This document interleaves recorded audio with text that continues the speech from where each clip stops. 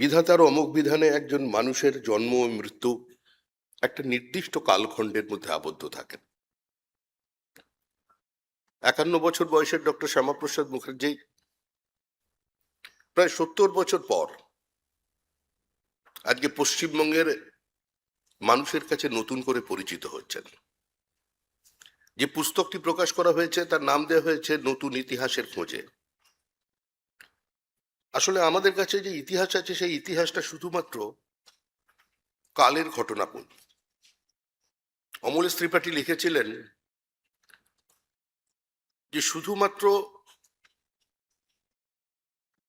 দিনক্ষণ তারিখের বিবরণী ইতিহাস নয়, আবহমান কাল ধরে মানুষ মানুষের সঙ্গে যে ব্যবহার করে চলেছে তারও ইতিবৃত্তের নাম ইতিহাস। শুধুমাত্র কোনো রাজা, কোনো সম্রাট, কোনো বাদশাহ, কোনো নবাবের যুদ্ধ জয়, তার ভোগ বিলাস, তার যৌন লিপ্সাই ইতিহাস নয়।